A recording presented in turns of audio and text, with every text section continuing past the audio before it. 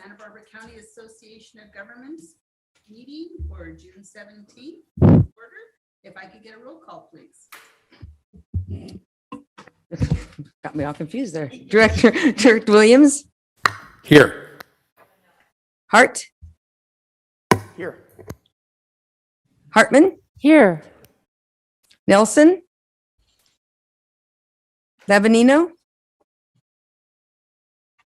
Urig, Here. Julian, Here. Osborne, Here. Patino, Here. Perotti, Here. Clark. I see you, Al. He's on, you're muted. That's okay. Maria Here. and Chair Sierra. Here. Thank you very much. All righty. Welcome and thank you for joining us for today's June 17th SBCAG board meeting. For the record, my name is Holly Sierra and I'm the chair of the SBCAG board. If I could ask the clerk to remind participants of remote participation housekeeping before proceeding. Thank you, Chair Sierra. Just a couple of Zoom reminders. For all the panelists, please remember to mute your mic when you're not speaking. If you'd like to comment, please use the raise your hand button. If you're an attendee, you will be in listen-only mode. All attendees will remain in listen-only mode unless unmuted by SBCAG staff to provide public comment. Comments from the public are limited to 3 minutes per speaker. The public will not be able to share their video or screen. When public comment is called on for an agenda item, attendees may use the raise your hand button to express desire to provide public comment for that item, and you will be unmuted when it is your turn. Those calling in on the phone can dial *9 to raise your hand. Thank you, and those conclude my Zoom reminders. Thank you very much, Terry. If everybody would please stand for the Pledge of Allegiance. Ready? Begin.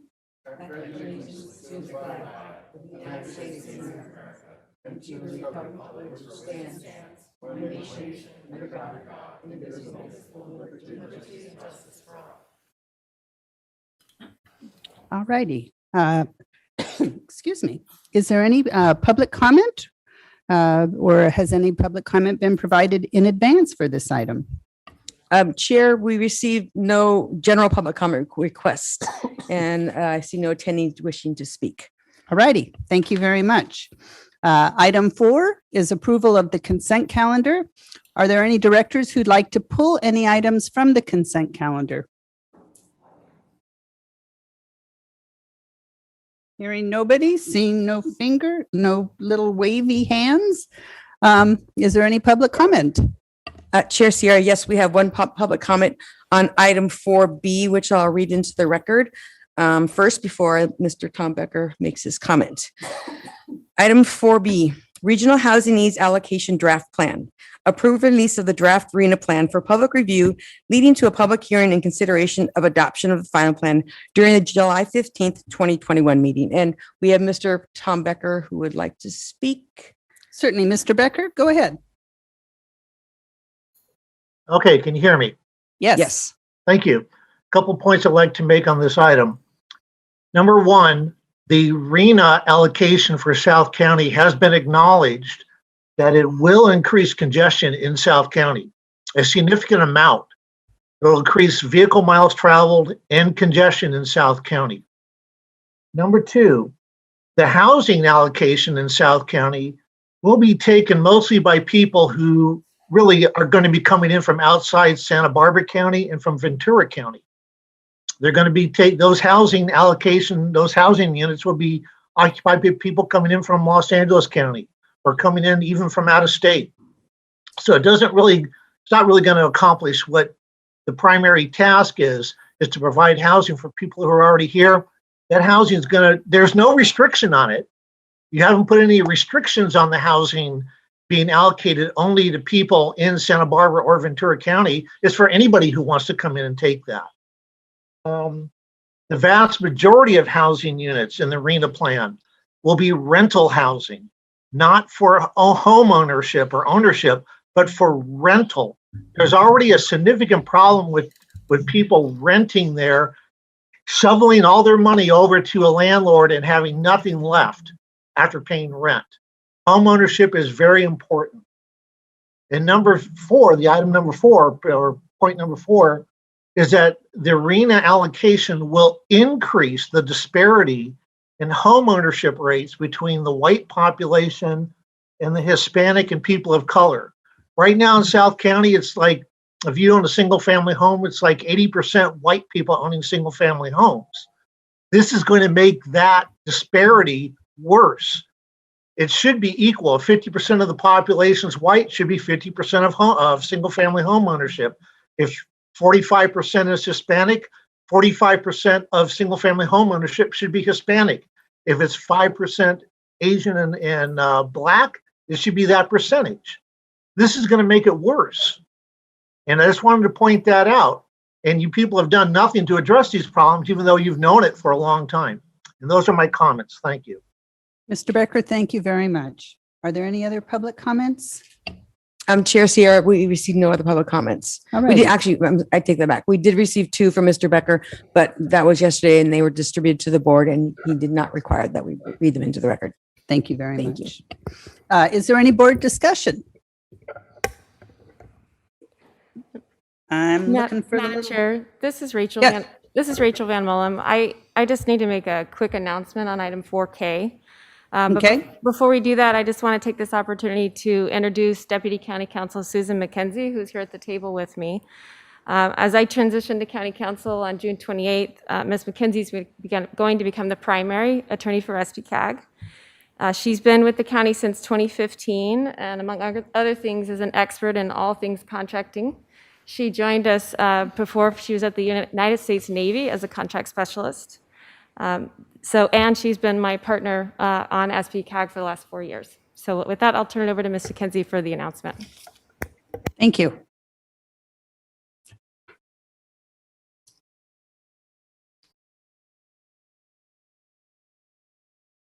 Was Ms. McKenzie going to say anything? Rachel, is Susan going to say something? Yes, we're just having a little trouble with the microphone. Okay, thanks. Can you hear me now? Yes. All right. Thank you for the introduction. And Madam Chair and Directors, I'm excited to take on this new role with SBCAG. And moving then to item 4K, the Brown Act requires that prior to taking final action in an open meeting, that the legislative body receive a summary on the recommended salary or benefits package of the local agency executive. And so I'd just like the record to reflect that this reading of item 4K constitutes the required report under the government code. Thank you. Thank you very much, Ms. McKenzie. Thank you, Susan. Okay. Is there any board discussion or do we have a motion? So move, Julian. Thank you. Approve. I'll second that. All righty. Thank you very much. We've had a motion and a second. Clerk? Director Williams?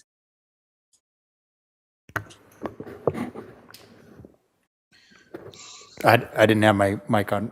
Oh, or we have to do a roll call. Yes. Sorry. Aye. Thank you. Director Hart? Aye. Director Hartman? Aye. Director Nelson? Director Urig? Aye. Director Julian? Aye. Director Osborne? Aye. Director Patino? Aye. Director Prody? Aye. Director Clark? Aye. Director Murillo? Aye. And Chair Sierra. Aye. And motion passes 10-0. Thank you. All righty. If you could please read item 5 into the record.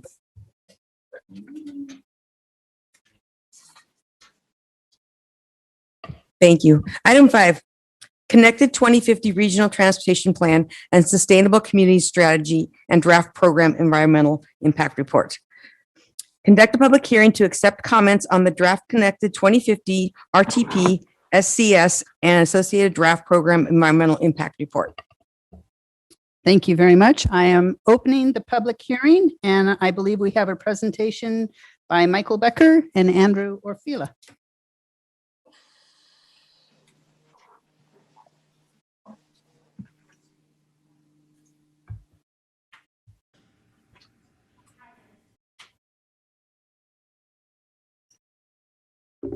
All right. Gentlemen? So hopefully that's better. Good morning, Chair Sierra and directors. This morning, we're here to conduct one of two required public hearings leading to the adoption of the Regional Transportation Plan and Sustainable Community Strategy. The second hearing will be conducted prior to seeking adoption of the Connected 2050 during your August meeting. And before we get started, I want to just go through three acronyms that I don't know if I can control myself not using them, so let's best get them out of the way. First is RTP, which is Regional Transportation Plan. Second is SCS, Sustainable Community Strategy. They're frequently referred to as RTP SCS since they are contained in one document. And the final is one that you're likely more familiar with, is EIR for Environmental Impact Report. So in addition for conducting the public hearing on the Regional Transportation Plan, we were also including the draft EIR, which was prepared for the RTP, and we'll accept comments on that document as well. So the sequence of events for today's item will be, I'll present the Connected 2050. Andrew Orfila is here. He can provide some assistance related to anything data or modeling with the Regional Transportation Plan. We'll switch to Eric Von Berg of Rincon Consultants, who will present on the draft EIR, and I will conclude, and then we can accept public comment and board comment. So keep it on that slide, please. So the slide that's on the screen just provides an overview of what will be discussed, and essentially we will be walking you through the highlights of Connected 2050, the draft Regional Transportation Plan, as well as the draft environmental document. Okay, next slide. So before we get into Connected 2050 specifically, let me touch on the roles of the Regional Transportation Plan and Sustainable Community Strategy more in general. The RTP is the core of SBCAG's planning. It's the guiding document that all of our other work supports. It's a requirement of our funding agencies, and every metropolitan planning organization, or MPO in the nation, prepares an RTP, though they may call it something different, but essentially it's a long-range transportation plan. The RTP is required to look at a minimum of 20 years. Our current plan, which was adopted in 2017, fast forward 2040, looked at the 2040. In this cycle, we've extended that out to 2050 with Connected 2050. If you boil it down to its core, there's two things that the Regional Transportation Plan does, or two big things, I'd say. First is it forecasts available transportation revenues out through the horizon of the plan. And secondly, it identifies how we, as a region, will invest those transportation revenues in the transportation network. And since the passage of SB 375 in 2008, the Regional Transportation Plan has been required to include what's called a Sustainable Community Strategy, which I'll get into a little more detail in a second. And finally, we update this plan every 4 years. Fast forward 2040, the current plan was adopted in August 2017, and we will be bringing Connected 2050 to you for your consideration in August. Following adoption of the plan, we have about 2 years before we roll up our sleeves and get into the next one. Next slide, Andrew. So the Sustainable Community Strategy is the aspect of the state's quest to reduce greenhouse gas emissions that is applicable to us. In 2006, then Governor Schwarzenegger signed AB 32, the Global Warming Solutions Act, which called for greenhouse gas reductions across all sectors of the economy. SB 375 was passed in 2008 to implement one aspect of the broader AB 32.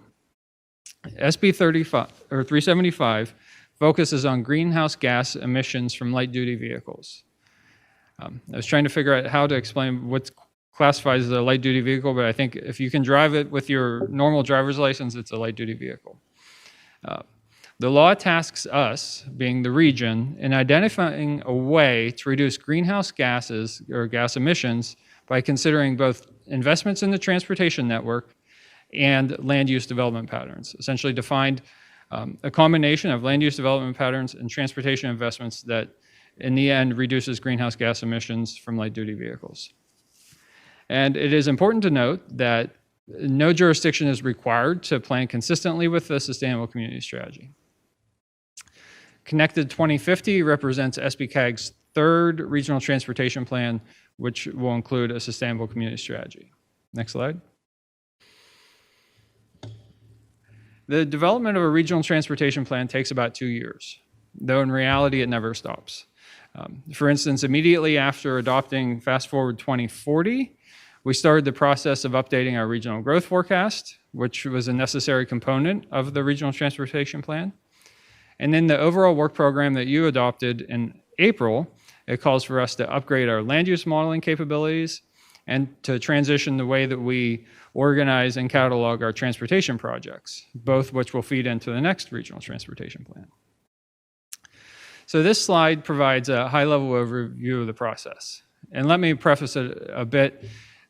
Each time that we update the regional transportation plan, we start with the current plan. And since the passage of SB 375, and this being the third RTP since then, there have been no drastic changes to the plan. Measure A defines much of our transportation investment, and we've come to learn that there aren't many ways to change the sustainable community strategy if we aim to satisfy the greenhouse gas reduction targets. With that said, and starting with the beginning of the process, we review our goals, objectives, policies, and performance measures, bring them to the advisory committee to see if anything needs updated. And the same goes for transportation projects, alternative scenarios, and so on.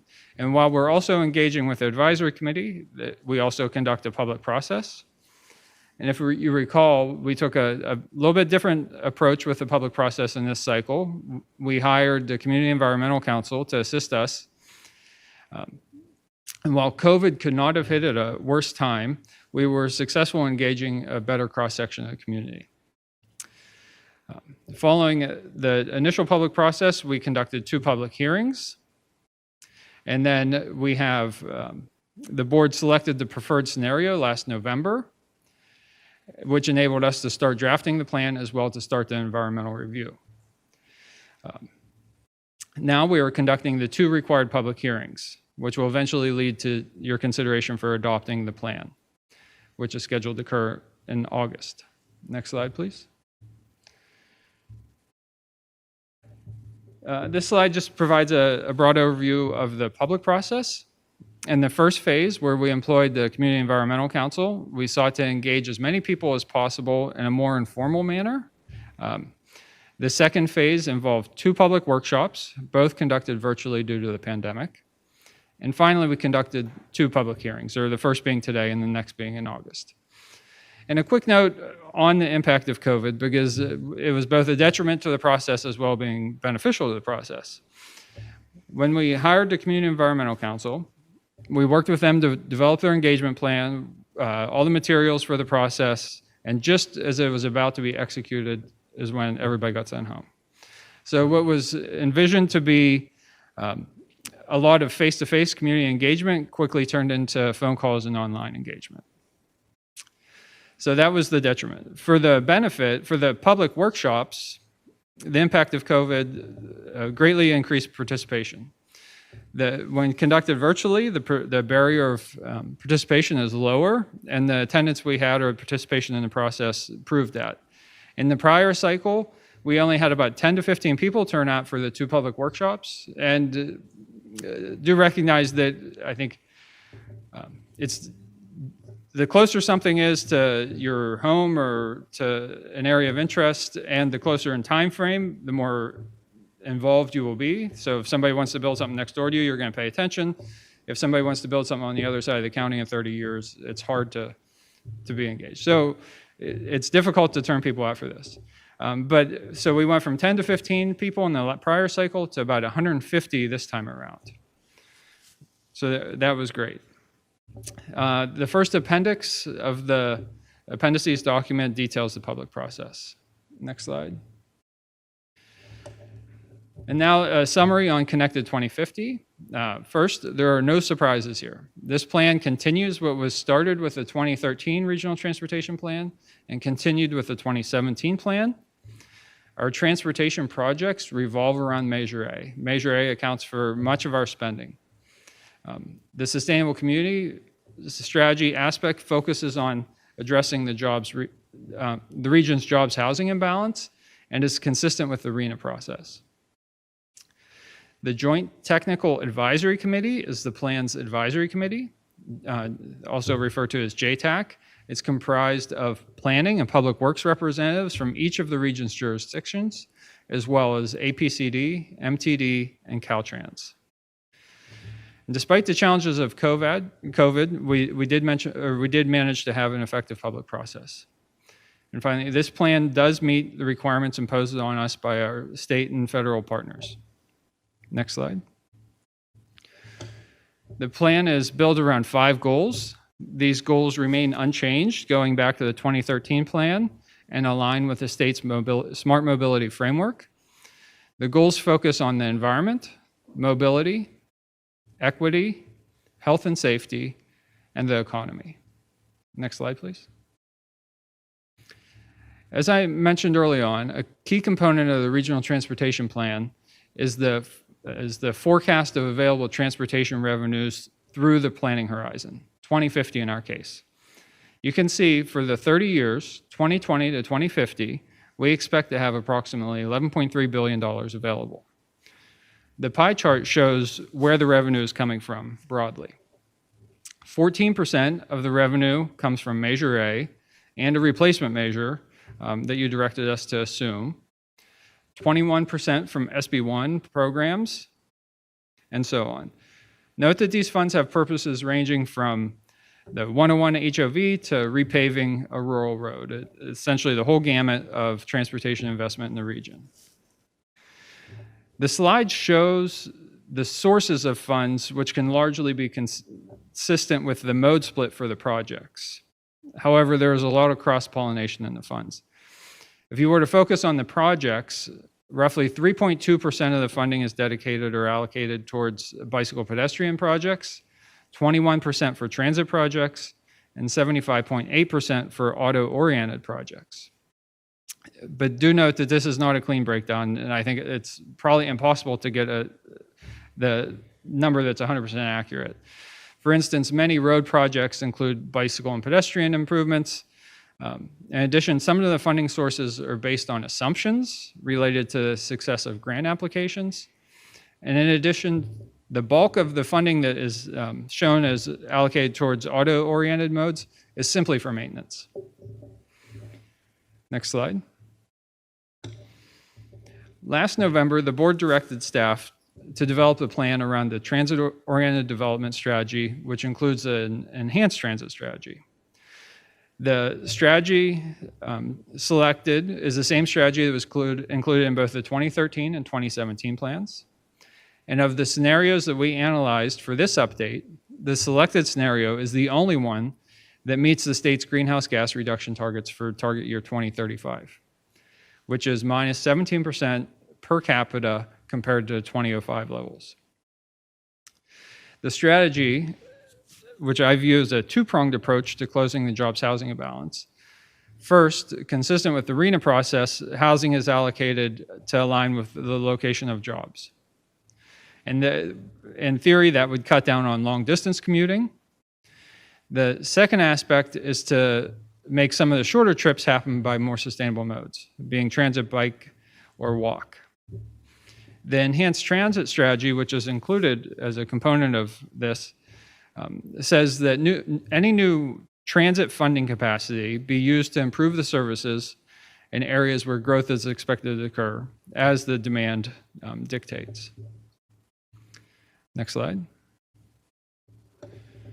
So this slide highlights some of the performance metrics. I will note that Andrew is here and he can answer questions related to these, but as the plan continues the strategies from the prior two plans, there are no surprises. The one that matters most to the state in regards to us satisfying the requirements of SB 375 is the bottom line. If implemented, this plan will result in a minus 17.8% per capita greenhouse gas emissions reduction from light-duty vehicles by 2035, which satisfies our requirements through SB 375. And next slide. So we're going to turn it over to Eric Von Berg. Eric is participating through Zoom, and he's going to walk you through the draft EIR, and then I will be back. Thanks. Good morning, Chair, members of the board. Eric Von Berg with Rincon Consultants, and we prepared the draft EIR for SBCAG for this project. We can go ahead and go to the next slide. So this gives you the overview of the CEQA environmental review process and where the schedule is, so that we've gone through the process where we sent out what they call a notice of preparation, asking people what they wanted us to address in the EIR. We received 6 letters in regards to that. Those are included in the draft EIR and then addressed in the EIR. And then as well, now we had prepared the draft EIR and it's currently out for public notification. As you can see, that's where we're at right now with the deadline for comments, July 12th. And then after that, we will then review those comments with staff, address those comments individually, and then that'll become part of the final EIR that we'll then present back to you in the August meeting. So we can go to the next slide. So again, just as background, the purpose of CEQA is that it's that you're reviewing a project to disclose significant environmental impacts, looking at ways to avoid or reduce those impacts, addressing maybe some alternatives that we could to alleviate those impacts or eliminate those impacts. And as well, I think overall, it's just a public disclosure document and information to provide to decision makers to make a full decision on what they're approving on a project. Next slide. So as can be seen here, these are the issues that we analyzed in the program EIR. And as reference, a program EIR is looking at, with this RTP and then as well the SES, we don't have a specific project that we can identify, specific impacts, where is the road going to be? What are the limits of that road? And so we can identify more specific impacts and mitigation measures for that. This is looking at the overall program that's here and making assumptions on certain impacts and overall with the whole program, what might occur there. So with that, let's go to the next slide. We identified 17 significant impacts with this project, and that was in taking a more conservative approach that if there wasn't, because we don't know the exact impacts of the specific projects within the RTP, it's hard to then develop mitigation measures to address those impacts. So if there was the potential for a significant impact, we identified it as a significant and unavoidable impact. And included with that would be, there was also identified cumulative impacts with each of these scenarios here, most of these scenarios. And also is in regards to this, SBCAG does not have the land use authority to tell the county or cities to implement specific mitigation measures since those local agencies have that land use authority. So in all these, we say that they can and should implement these measures, but overall, it's up to each of those individual organizations to decide that. And as well as they develop, and any of these projects that are listed here will have additional CEQA analysis required at the project level to then likely address these issues and make it so that they would not be a significant unavoidable impact. Next slide. So as well, another process that's required under CEQA is to look at alternatives to the project. The RTP SES selected that we studied is the preferred alternative, but as what's required under CEQA, then we have to look at what would be the alternative that would be then the environmentally superior project. And as we identified here, the alternative 2 would be that preferred consider the environmentally superior project if as an alternative. Next slide. So what's next is that we'll finish the comment period. We'll review and respond to all those comments. Those become part of the final EIR, along with any edits that may be needed in the draft EIR based on those comments. And then we'll take it back to you for approval in August. So with that, I'm happy to answer any questions.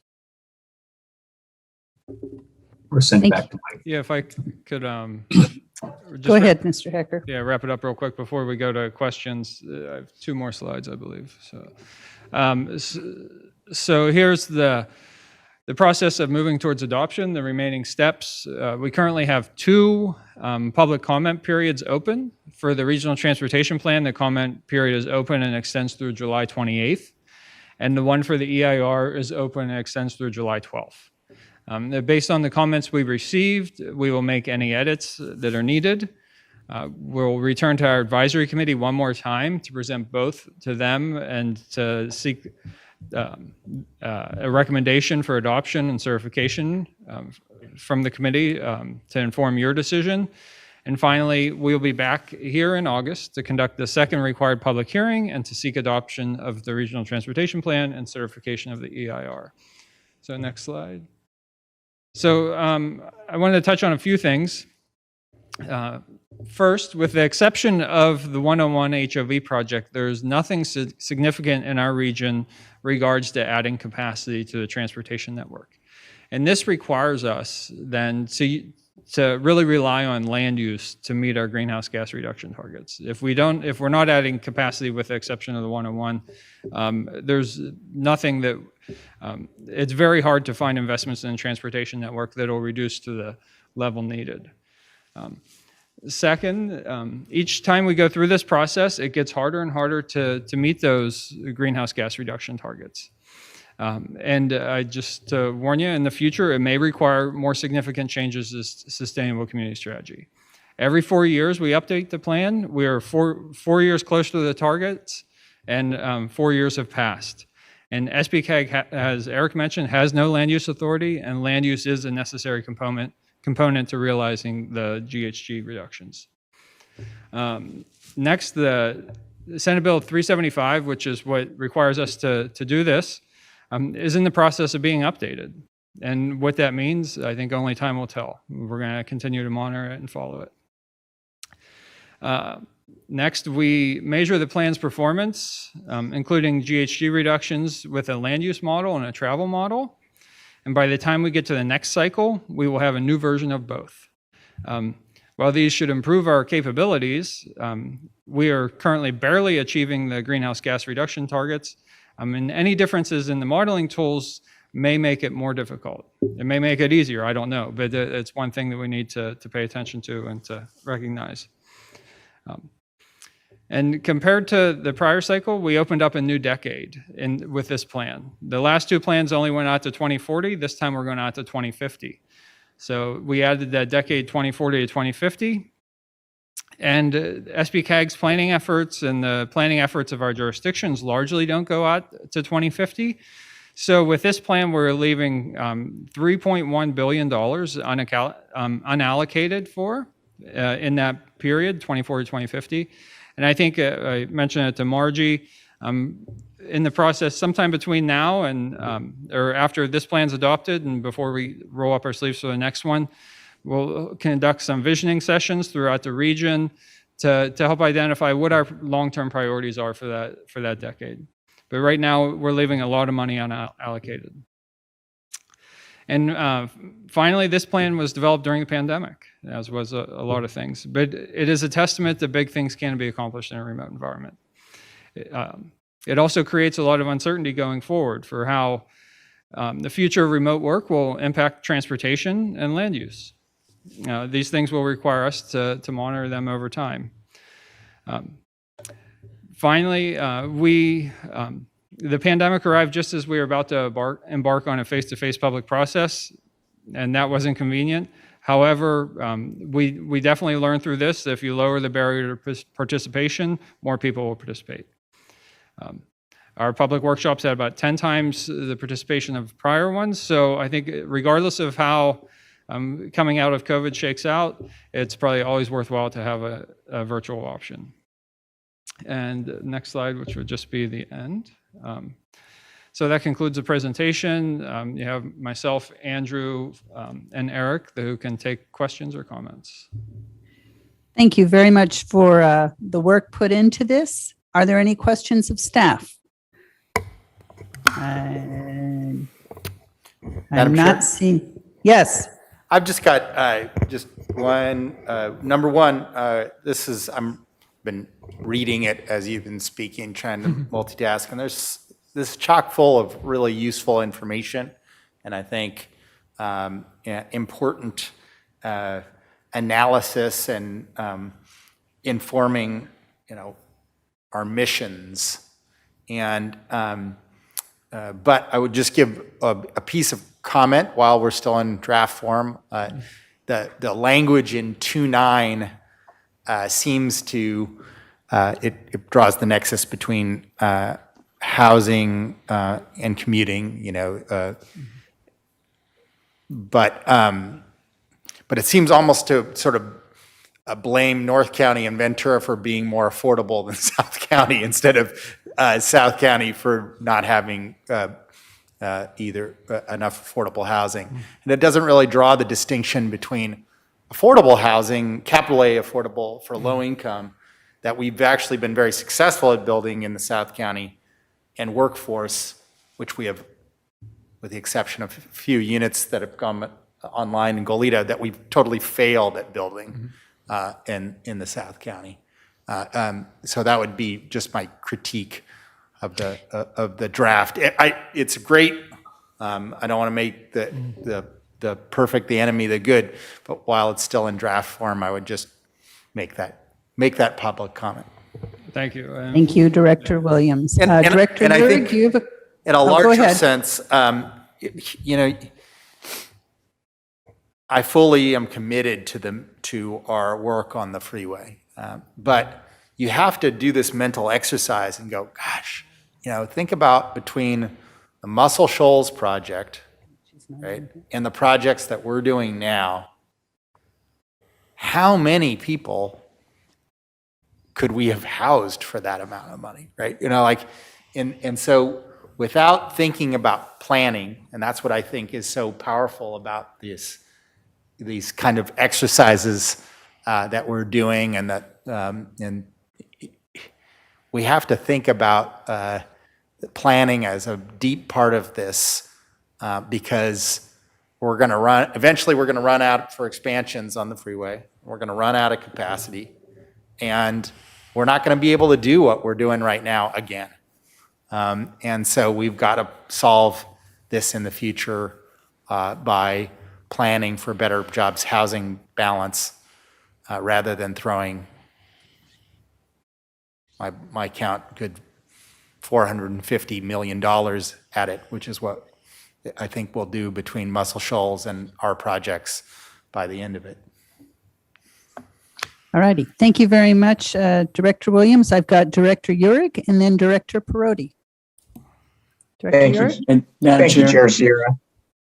Just kind of piggybacking on what Director Williams was mentioning, I know, at least my recollections over the last 20 years in our San Ynez Valley, we have totally failed with workforce housing. And it's just one of those issues that doesn't ever seem to be brought up. It's always affordable or obtainable housing, as the new coined phrase would be right now. And workforce housing is really the primary driver of all of our gas house, our greenhouse, whatever that is, GHGs, that we're trying to actually prevent. And if that would be something that the board or whoever it is that is the driving force behind all of this, that we really need to focus a lot on our workforce housing to be able to provide for our residents that are there and the jobs that are in our particular cities. It just seems like that's kind of a common sense approach to eliminating or definitely reducing our GHG and the requirements that are needed for that. The other comment that really struck me is that right now SB 375 is being updated. And Mr. Becker, do you have any idea when that will be done? Because it seems to me, again, in some ways we're doing all of this work and possibly with, maybe within the next 6 months or even a year, all of this could possibly change based on the update. And it I don't know, it just seems a little bit putting the cart before the horse in some ways that we're having to, I understand we have to do an update every 4 years.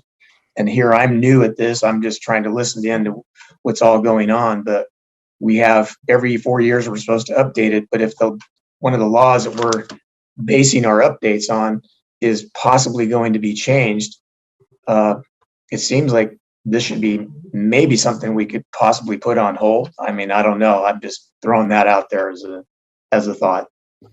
Yeah, Thank you. Director Euring, there's 3 bills currently being considered that would potentially replace SB 375. And the fundamental reason why it needs replaced is it was approved or became law in 2008, and it had 2 target years for GHG reductions, 2020 and 2035. 2020 is already passed, and 2035 is quickly closing in on us. So I think the real purpose of an update is to extend the period out to 2050. So there will be potentially interim targets of 2040 and 2050. So that's a big one. We can't put this on hold. It's a requirement that we adopted, and it's a requirement if that we have an adopted plan to receive transportation funds that the programming allocates to the projects in the region. But we do expect once we get into this next time, we'll be looking at an updated SB 375. Thank you for that clarification. All righty, we've got Director Perotti next and then Director Clark. Thank you, Chair Surya. Yes, first of all, Mr. Becker, thank you so much for the presentation. And Director Euring asked one of the questions that I was going to ask as well, as if there was a possibility of not doing this right now, but it sounds like we need to move forward. My other question was, it's just a clarification, if I heard you correctly, you were saying, okay, you made the comment that this was a horrible time to start the plan during a pandemic, but that the workshops were held virtually. And if I heard you correctly, you said you had more participation when they were held virtually than when they were live? Or do I have that? I have the number 150 written down, but then I have only 10 to 15. So how many actually participated in the workshops? Director Perotti, in the workshops, the pandemic benefited the process because in the prior cycle, they were in person. We had one in Santa Barbara, one in Santa Maria, and 10 to 15 people total turned out. This time, we had 2 public workshops. They were conducted virtually, and we had about 150 people turn out. Oh, okay. Yeah. So that it benefited the process. That's interesting to know. Thank you for that. Mm-hmm. All righty, Director Clark and then Director Nelson. Al, you got to unmute.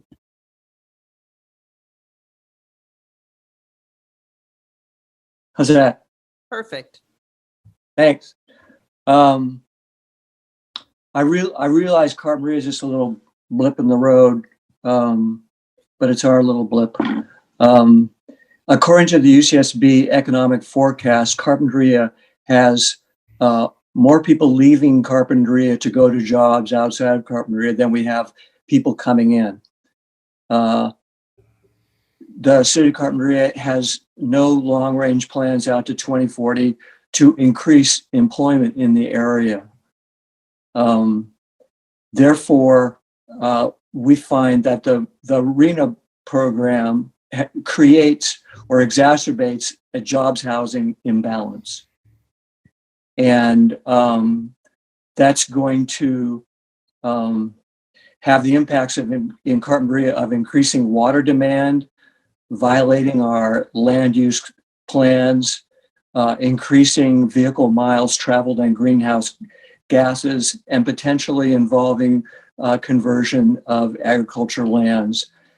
So from our perspective, it seems like that the housing should be built where the jobs are, and that's Santa Barbara, Goleta, and Santa Barbara County. Thank you very much.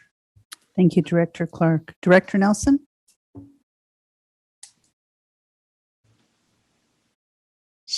Yes, thank you, Chair Sierra. I want to first of all apologize for coming into the meeting late, and I came into the presentation partway through. So if I missed this portion of it, my apologies. But it seems that as we were looking at the job housing imbalance and the traffic patterns for people traveling for jobs, is this plan taking into full consideration kind of the maybe post-pandemic Zoom lifestyle that a lot of people are now working from home? And how much time do we need to fully integrate that into future plans? Because I definitely think we're seeing traffic patterns change. I know during the shutdown, we had absolute, the freeways were pretty clear. They seem to have returned to somewhat to normal, but I definitely think that we're seeing more and more people still take advantage of the work from home situation. And how will that fit with this plan moving forward? Yeah, Director Nelson, very good question.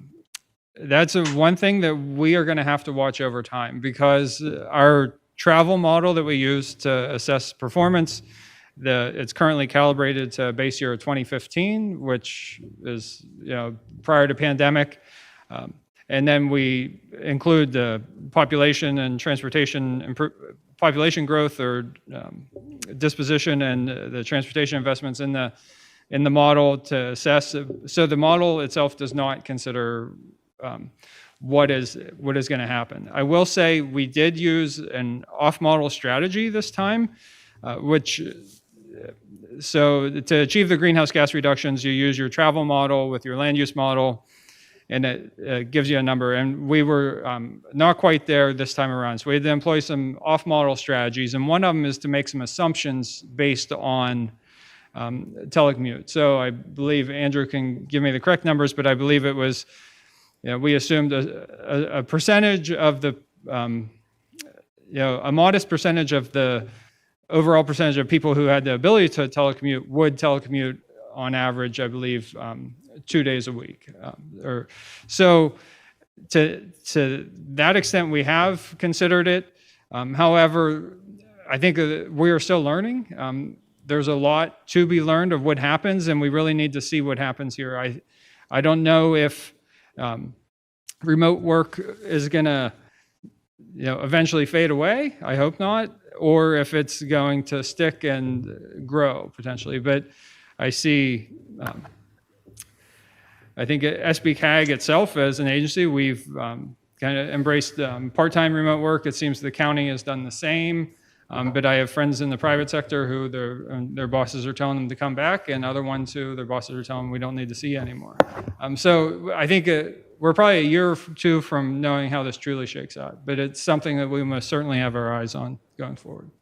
Yeah, so to whatever extent we can move forward with, the plan to have that in there somehow, just that caveat or maybe part of the executive report that we acknowledge that and really limit what kind of, actions that we take, not, acknowledging that we're using a broken model, not because, any staff members or any engineers broke the model, but the fact of the matter is it's a new world. You're hearing anecdotally what in SBCAG and with other county employees and people that you run into, up here in the North County, I am running in, especially in the Orchid area, to a lot of people who are now relocating to our community from Orange and LA County because of their ability to have affordable housing in a great community and be able to work from home. We're having lawyers, we're having people in the finance sector, we're having psychologists, any people that can do teledoc. We're having a big influx now, and we've seen a significant jump in our home prices up here. Which it makes it, again, unaffordable for workforce as we get those increased demands in there. But at the same time, we have more and more people in our community that are working from home. And I guess that's where it comes down to with a lot of this stuff is, we as policymakers and planners can do our best to try to imagine what the future might look like. But I think it's technology, innovation, and personal decisions and market forces that are really going to drive this. And, I think to the extent possible that we really need to encourage and allow those things to take effect. Thank you. Thank you. Okay. I don't want to start a ahead. fight, but Oh, come on. but the world is not that new. Judging from the numbers, the Caltrans numbers that was just provided to us last week indicates that last year, when everybody was on lockdown, VMT only was 13% less. So we're not going to outperform that, right? We're going to be able to continue to get some of those folks to keep on telecommuting, but not all of them. So the world may be new, but not that new. And so we still have some of the basic challenges, and and the housing affordability one has only gotten worse, and how much that will increasingly frustrate our attempts to address jobs housing imbalance is intimidating. An 83% whatever growth in South County sales of homes in 1 year. That's to anybody who's young or brown is tantamount to the echo of exile. This is not all willing choices when people move. And the other Mr. Becker said it's for people in Ventura County or in North County. Half of those are people that until a few years ago lived here. And so I view a family that has been exiled to Oxnard or Ventura or Lompoc as very much a local person, especially if they've been continuing to live here this whole time.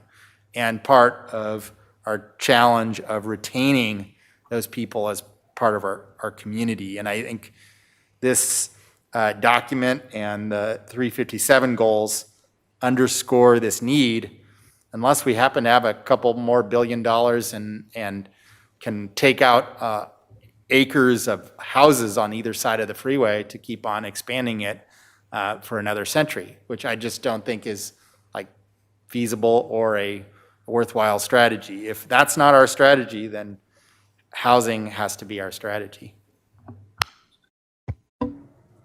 Thank you very much for your comments, your opinions. Director Clark, you had a question? You're muted still. And then Director Nelson. And Madam Chair, Okay. Director Hart wants to get in too, please.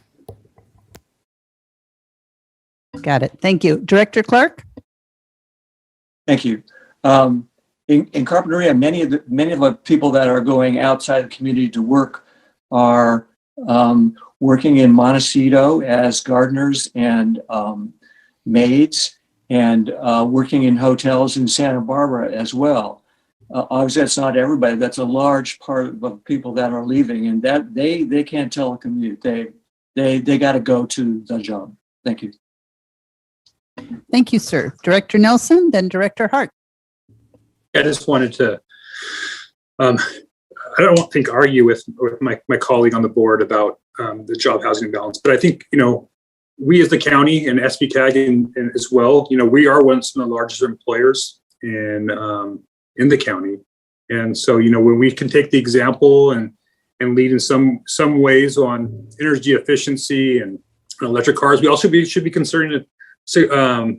Seriously about moving more and more county infrastructure to the North County. Administrative offices.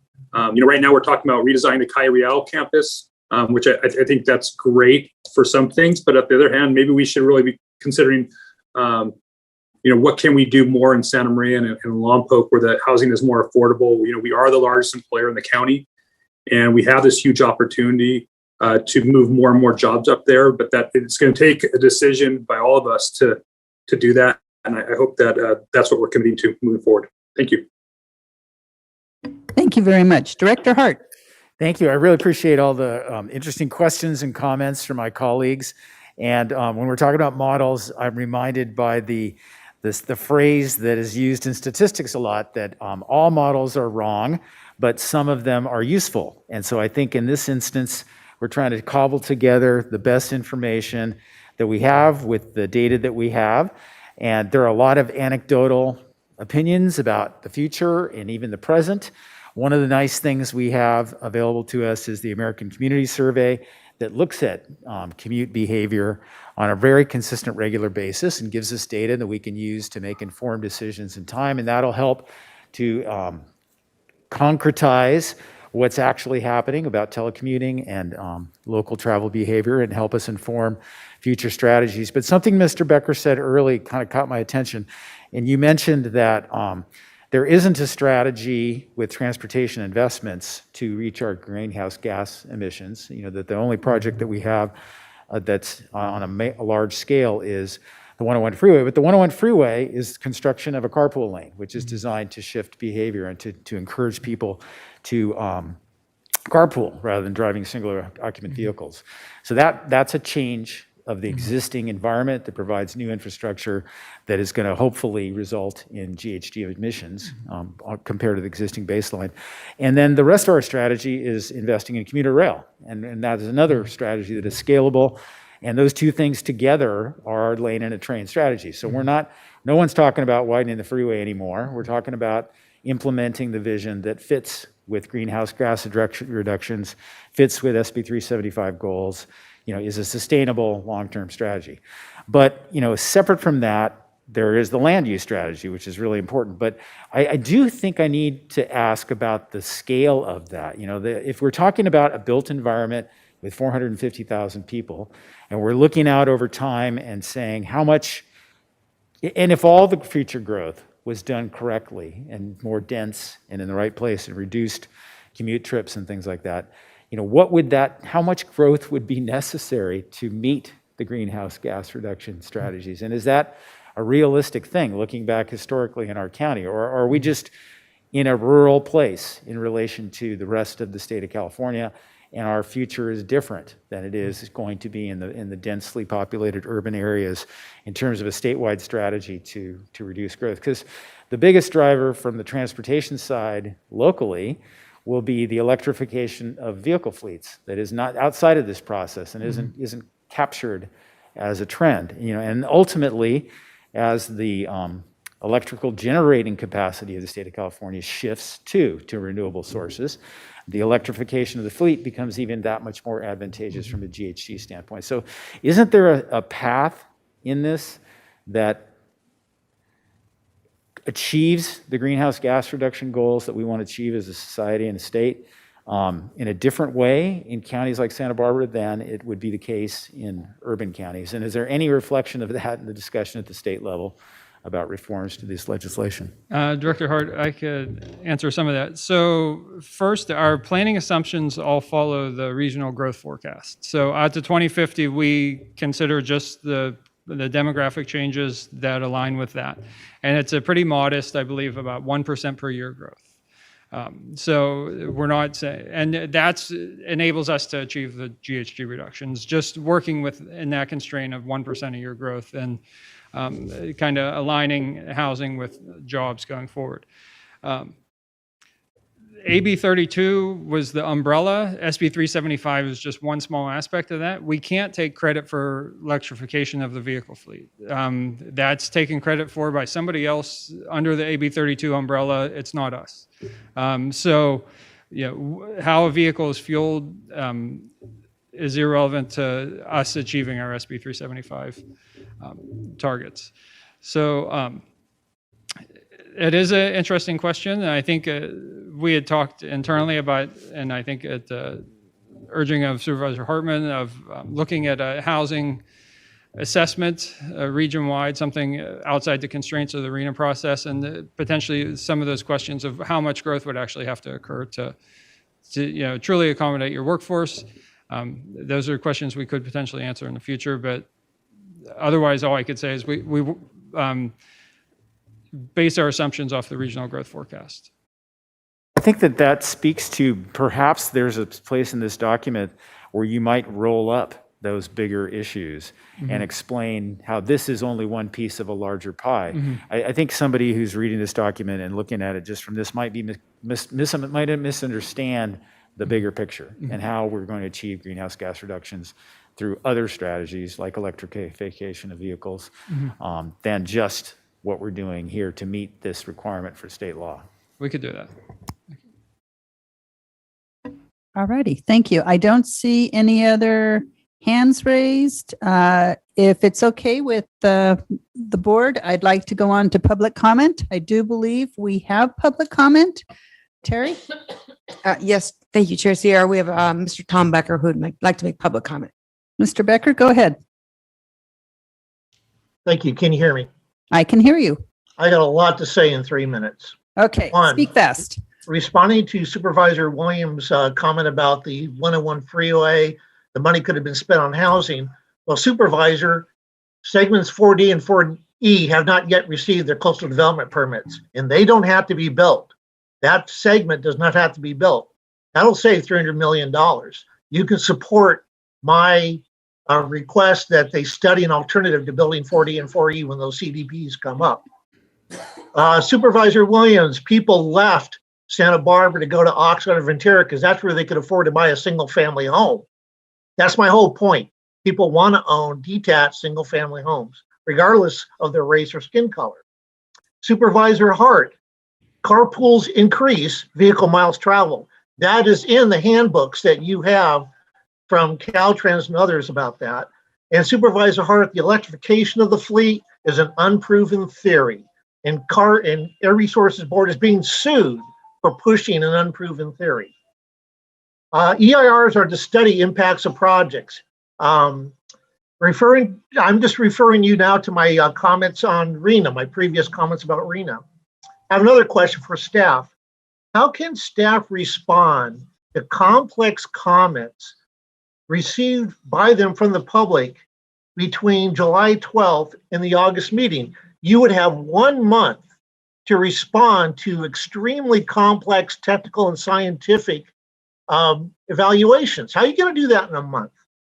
Personally, I'm going to submit at least a 100-page complex comment to you on or before July 12th, including requests of study of the spread of contagious disease in the Hispanic population and high-density infill projects. How are you going to conduct a proper analysis of that in a month, Mike?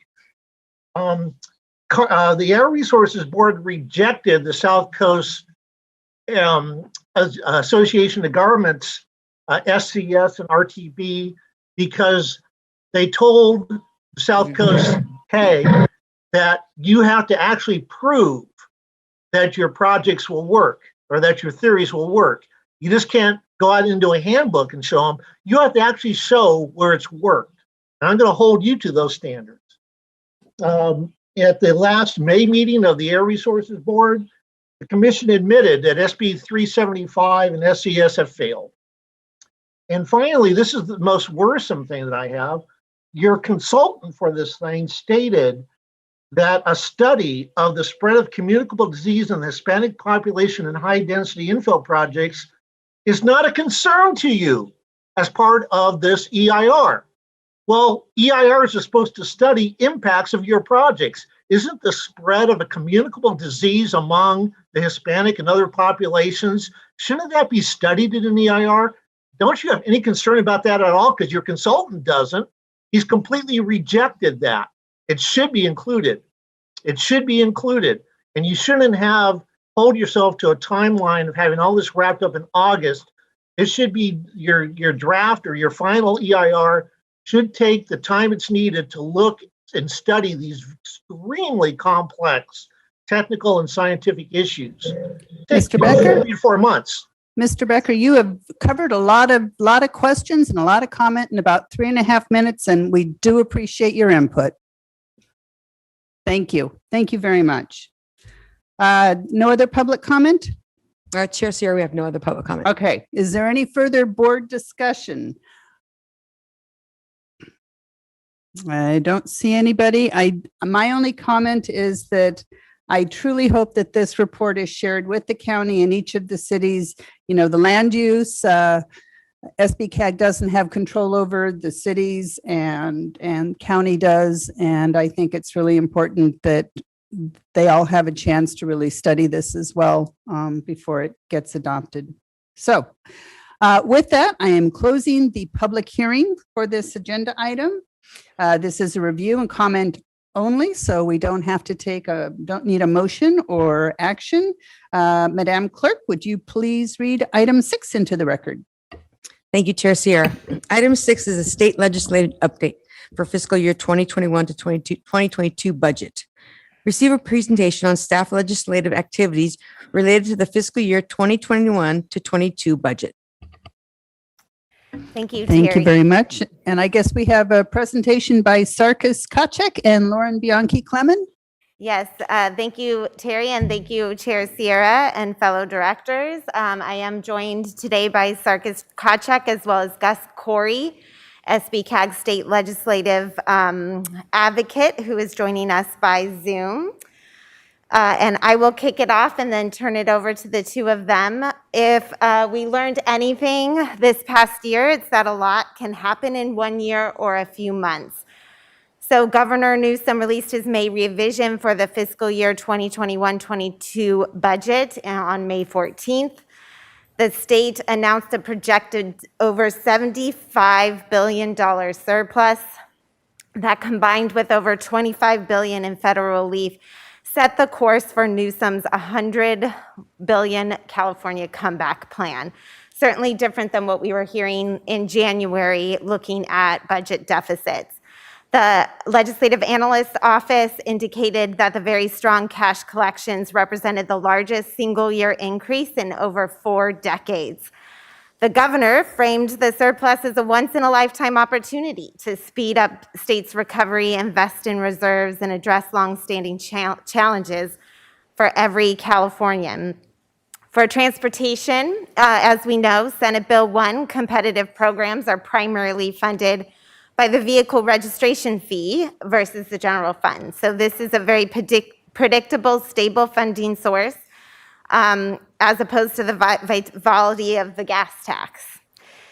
In the May revise, the governor proposed to provide an additional $11 billion in funding, $4.4 billion specifically from the general fund to reduce greenhouse gas emissions, create jobs, and enhance mobility in areas such as active transportation, sustainable communities, strategy, just what Mr. Becker was speaking about, implementation grants for those SESs, high-speed rail, zero-emission equipment purchases, infrastructure, and litter abatement, and more. SBCAG, along with the Central Coast Coalition and the County of Santa Barbara, signed on to a Transportation California proposal to incorporate one-time appropriations to augment existing programs that we depend upon in transportation. So this included a $1 billion request for ATP, Active Transportation Program, opposed to the governor's proposed $500 million. SBCAG also advocated for an opportunity to expedite project delivery and clear backlogs in Senate Bill 1 competitive programs, solutions for congested corridors, as well as the trade corridors enhancement program, and further emphasize our support to see funding redirected towards the active transportation program. We'll hear shortly from Sarkis about what that means for our region. But following the May revise, the State Assembly and Senate Budget Committees worked together to develop their joint budget proposal that was sent to the governor on Monday. So it's hot off the press. The legislature's budget supported the requests of the governor's May revise, but differed in a few ways. For transportation, the legislature agreed to $650 million more in additional funding from what was proposed, but held the high-speed rails advanced planning and project design component from the May revise. So a new line item included a $400 million for a state and local transportation adaptation program, which is part of the Transportation California Ask that we spoke of earlier. An additional $250 million in one-time general fund resources for a total of $750 million to support the Sustainable Community Strategies implementation. Additional specifics for what that program will look like is to be determined through follow-up legislative action. The governor has yet to sign the final budget. So while we wait the dust to settle on this unprecedented year and budget process, I want this board to know that there has been tremendous effort to leave no stone unturned to fulfill our legislative priorities. Specifically, I would like to thank and acknowledge the strong leadership of our state legislative delegation, Senator Limon, Assembly Members Bennett and Cunningham, along with Gus Corey, our state legislative advocate, and members of this board who have helped make phone calls over the last couple weeks to move our priorities and our budget augmentation requests. Despite not having an official state budget yet, we have been closely tracking a few budget items, such as the active transportation program proposals, to better understand what that could potentially mean for our region once we get the governor's signature on that budget. I would like to turn this over to Sarkis Kachek to give that update on what that program of interest will mean for our board. And then Gus Corey will speak to what we can expect and what is in play in the coming months. And with that, turn it over to Sarkis Kachek. Thank you, Lauren. Thank you, Chair, Directors. Good morning. So this is a really exciting time. This is what we live for in terms of getting our local agencies and our organization ready for opportunities like this. So this is why we always advocate for planning and submittal of applications for opportunities. As Lauren mentioned and is referred to in the staff report, the opportunities here are for our region are really big. First of all, for the active transportation program, we came to your board back in, I believe it was in April, when we presented what was approved by the CTC for cycle 5 of the program. They only had $450 million available for that cycle, and it's always oversubscribed and very competitive. While we had multiple agencies submit their applications, only one application was approved, and that was for City of Santa Barbara, so that was for $2 million. Our total county request was $91 million, so that just shows you how competitive the program was. So with this infusion of at least $500 million that's included in the governor's budget, that would mean that the CTC, what they do is they have scores for all the projects submitted, and then they go down the line based on available funding. So what was approved was one project. If there's another $500 million, we get to go down the list. That means 3 more projects. That means 2 more for City of Santa Barbara, and then 1 for Caltrans for their Los Alamos project. So that would yield us another $43 million out of the $500 million. So that's great news. If there happens to be an additional $500 million included in any future opportunities, that means that we'll get 4 more projects at about $39 million. So outside of 3 projects being approved for cycle 5 in our region, we would have a few projects funded and nearly $80 million in funding approved. And so we're looking forward to continuing to advocate, as Lauren mentioned, through various channels. So we're thankful for that support. And we look forward to keeping our local agencies informed of what happens next. The CTC will likely have a workshop this fall, depending on how much money is included in the cycle. So we're looking forward to that. The next program is the Solutions for Congested Corridors program. And I don't want to steal too much of Mr. Corey's thunder because he's been doing a lot of great work on this and he has more to share. But we, as you're aware, we submitted in cycle 2 of Senate Bill 1 to complete the Highway 101 HOV corridor, the last 2 segments, D and E. We submitted a request of $230 million. Under congested corridors, we requested $184 million. So we're just continuing to monitor opportunities there. I did want to just note one thing, is that while we were not recommended for funding in cycle 2, we scored very well in terms of the unfunded projects. So that's giving us optimism in terms of how opportunities could play out for congested corridors. And then under the Trade Corridor Enhancement Program, while we were not approved for funding similar to congested corridors, we were ranked high in terms of our application on that program as well. So opportunities there, and we look forward to working with your board, our local agencies, as well as our state partners on identifying how we can help complete some of these priority projects in our region. So with that, I will go ahead and hand it off to Mr. Corey. Thank you, Mr. Kochek. Good morning, Chair Sierra and Directors. Gus Corey, Legislative Advocate, Corey Consulting. It's a pleasure to see you all. Look forward to sometime soon of being able to visit you in person. So I think as you heard from Ms. Bianchi Clement and Mr. Kochek, there's a lot of exciting news coming out of Sacramento. What a difference a year makes. I think just a couple of tidbits to just underscore what was previously said. We've made a $130 billion swing. We went from a $53 billion deficit to having almost a $76 billion surplus.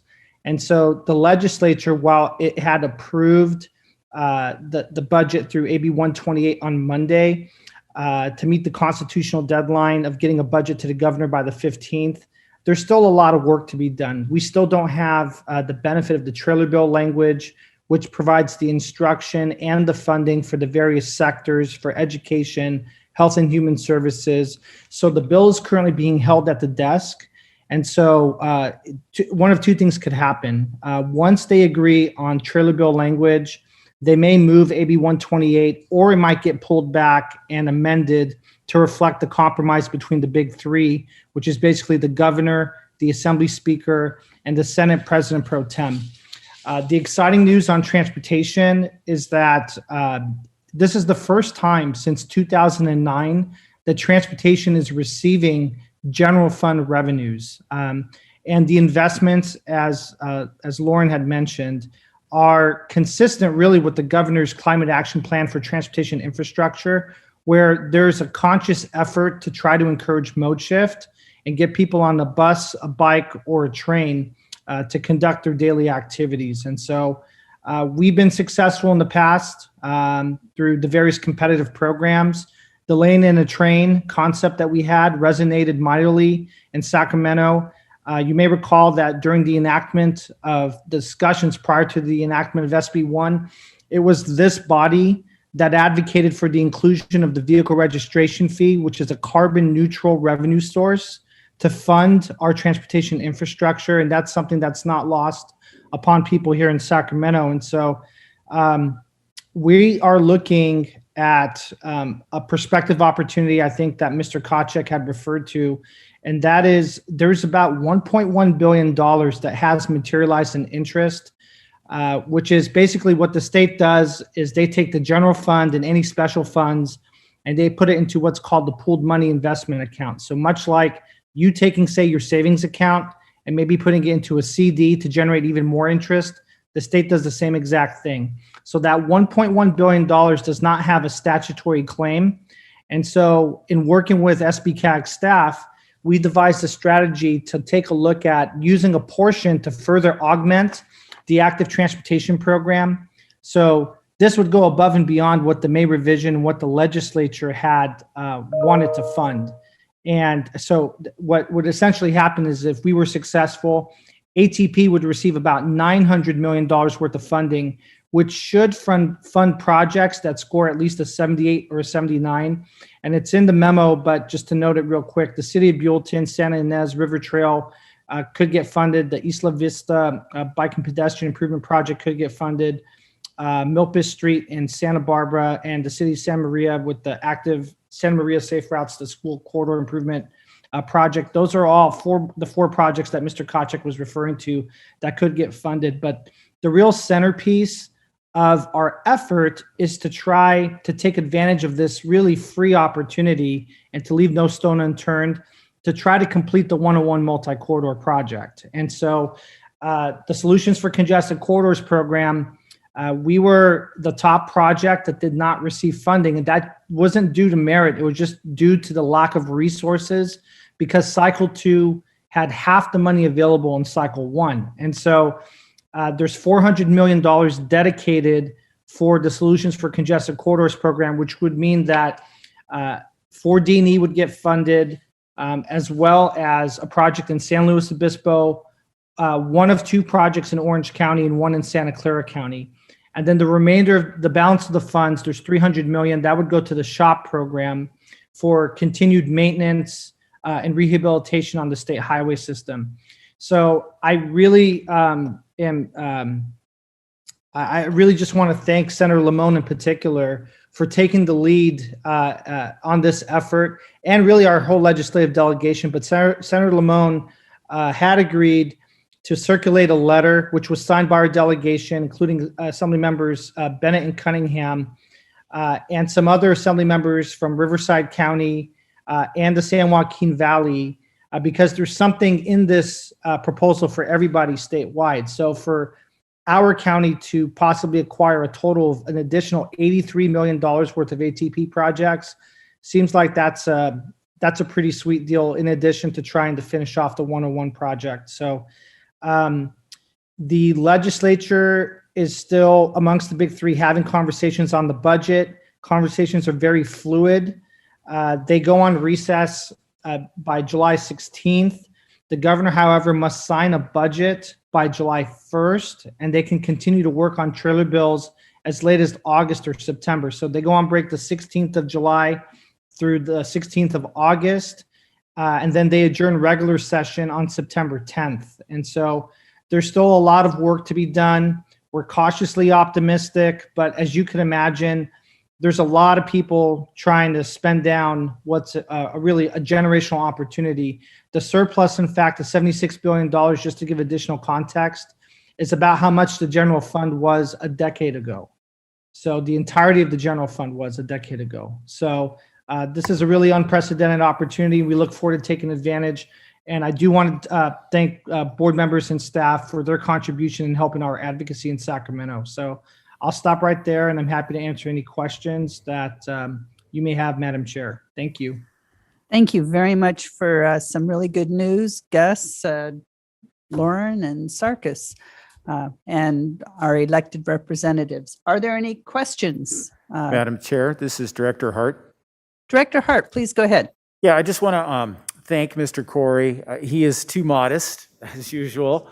I don't think the weight of what has been said is fully captured by the words. You know, what Mr. Corey did, because he's in Sacramento all the time and he's representing our interests and constantly thinking about ways to advance opportunities for the 101, is, you know, he's really the author of this idea that will take this $1.1 billion in interest that's accruing in transportation counts and allocate that, you know, in a different way than the administration had originally proposed. The administration was proposing that all that money go to Caltrans for SHOP projects, and that's a worthy, understandable public policy objective.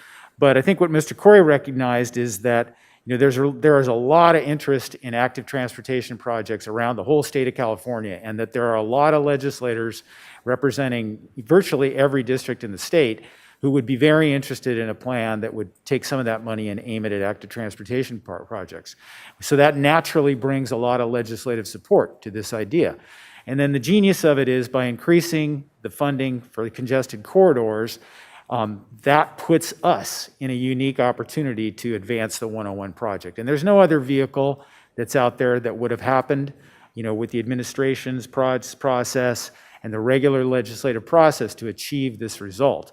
And it's not a certainty, as Mr. Corey mentioned.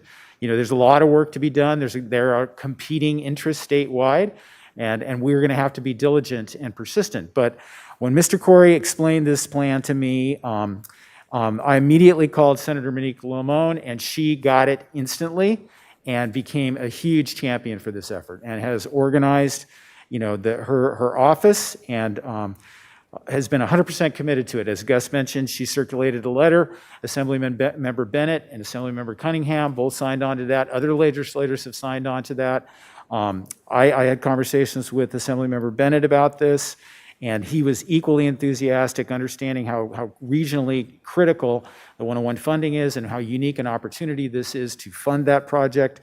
So all three of our state legislators, but Monique and Steve Bennett in particular, as Assemblymember Cunningham as well, have really, done the heavy lift to get traction on this idea. My understanding is the governor's office now has also recognized this opportunity and is coming along.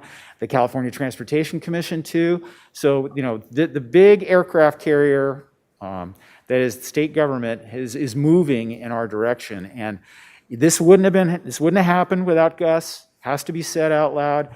This is not the first time this has happened. When SB1 was foundering in the legislature because there wasn't a consensus about the mechanisms to use to create funding, it was Gus's idea to go to vehicle registration fees, which turned out to be genius as well. This is a carbon neutral revenue source that is not dependent on VMT, that is going to be the backbone of transportation funding, and it was Gus's idea to push that through. We are punching so far above our weight as a result of Mr. Corey's representation in Sacramento. It is amazing. And then, we got to recognize too, the lane in the train, the delivering of the commuter train that we got was also because Gus was in the room with Senator Jackson and Brian Kelly and forging a deal on the high-speed rail vote that Senator Jackson cast and used her leverage at that moment to get the attention of the administration to get us the commuter train. So we cannot say thank you enough. When we get this project done, we ought to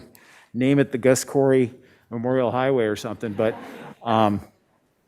again, the teamwork involved, our state legislators, recognizing how important this is to the community. This is a 20-year goal. This is the highest regional transportation priority for Santa Barbara County region, SBCAG. In particular, Senator Lamone, Assemblymember Bennett, and Assemblymember Cunningham, having our back and taking their influence and working with their colleagues and expanding the coalition of supporters is really impressive work. And all of us, need to step in too and help that along and lend our weight and urge them to continue to get other supporters on board for this idea, because it's not done yet, but it's got a lot of momentum. Thank you very much, Director Hart. Gus, I see your hand is up. Please. Thank you, Madam Chair. Yeah, I just want to, I very much appreciate the kind words by Director Hart. I do want to acknowledge that none of this would be possible without Director Kern's confidence also, and working collaboratively with the SBCAG team. It's a really humbling experience. It's a really exciting experience, and no promises. The governor's office, while they do not have an official position on what we're trying to attempt, they said that they could consider it within the context of striking a deal to get the appropriation on the balance of the funding for the high-speed rail project, the $4.2 billion that they're looking for there. So this is why we thought of this, is there's something in it for everybody to add to the pot here so that they could deliver on things for their district. And so just very much appreciate the opportunity to represent SBCAG, and fingers crossed, no promises, but fingers crossed, and we'll keep you posted. So Gus, do you recommend the board members here bombarding the governor's office in the next week? I might have to go into hiding if you do that, but. Okay, thank you. Any other questions from the board before I go to the public? I don't see any. So Terry, do we have any public comment on this item? Chair Sierra, we received no request to speak public comment. Thank you very much. Then I'm going to bring it back to the board one more time for any closing discussion. And I don't see anybody. All righty. Well, this was a presentation only, so no action is required, but oh my gosh, what potentially wonderful news. And thank you all very, very much for all the effort that's been put into this. Really appreciate it. And it's nice to see you, Gus. Okay. Then we move on to item number 7. Would you please read that into the record? Thank you, Chair Sierra. Item 7 is the Highway 166 Black Road Project. 7A, receive an update on the status of the Highway 166 Black Road Project. 7B, approve and authorize the executive director to waive the competitive bidding requirement and to execute an agreement to procure traffic poles, signals, lighting equipment, device components, parts, and supplies for the Highway 166 Black Road Project on an as-needed basis, effective through 12/31/2022, with a maximum aggregate amount limit not to exceed $100,000 upon review and approval by legal counsel. 7C, authorize the executive director to advertise and receive bids for construction of the Highway 166 Black Road Project. And finally, 7D, after considering the initial study with mitigated negative declaration, SCH number 2018101004, adopted by the California Department of Transportation on October 31st, 2018, find that no subsequent environmental review document shall be prepared pursuant to the California Environmental Quality Act guidelines, section 15162, related to the State Route 166 Black Road Intersection Improvement Project, District 5, SB 166 project. Since there are no substantial changes proposed in the project and no substantial changes have occurred with respect to the circumstances under which the project is undertaken that will require major revisions to the IS/MND due to new or substantially increased significant impacts, and there is no new information of substantial importance showing new or substantially increased, oh my gosh, I got lost, sorry, measures or alternatives that would substantially reduce significant impacts. That's it. Very good job. Thank you very, very much. And I believe we have a presentation by Mr. Luna. Yes, thank you, Chair Sierra and directors. And so just good to see you this morning. Just to boil it down real quick is that all those recommendations mean that we're getting close to construction. So we're excited about moving this project forward. I'm going to do a brief outline of where we're at on the project and then talk you through the recommendations and as to what they mean. And so let's go ahead and move forward. I'm going to be referring to the staff report. I do not have any slides, so I'm just going to be giving a verbal report today. The Highway 166 Black Road Project, as I mentioned, is nearing construction. You've had several items presented to the board in recent months about right-of-way purchases and design advancements, and we've given a staff report as to the progress that we're making. Currently, the design or the contract design that SBCAG has undertaken through a consulting contract with SOMAS is nearing 100% complete. We've actually submitted that to Caltrans to receive encroachment permits. So that is good. We're still working through some of the utility relocation issues and working with our partners, both at Caltrans and the County of Santa Barbara, to get that completed. Also, this board has approved right-of-way purchase agreements, and so those are being finalized to date. And I did get confirmation that, and on the agenda today as a consent item was to have the executive director sign certifications of acceptance. So that's kind of the next step related to the property that's acquired for this project. So on the agenda today is 3 recommendations, and I'm going to take these in parts. I'll start with the one related to the California Environmental Quality Act. So SBCAG was the implementing agency during the CEQA, and Caltrans is the lead agency. So that requires that SBCAG, this board, make findings as to the adequacy of the environmental document. And basically the finding that this board is making, as it's outlined in the recommendation, is that there have been no new changes in the development of the project as it was described in the original environmental document that was circulated. And so, as it says, there are no substantial changes proposed to the project, and no substantial changes have occurred that would change any of the proposed mitigations. So your board would be making a finding to allow us to move forward into construction to allow make that finding. The middle recommendation is to authorize the executive director to approve or to advertise the project for construction. So that, as you know, is kind of the project to competitively bid the project going forward through the public bidding process. This would allow the team to finish up the contract documents and then have those approved and authorized by Executive Director Kern, and then we would publicly bid the project for those contract items.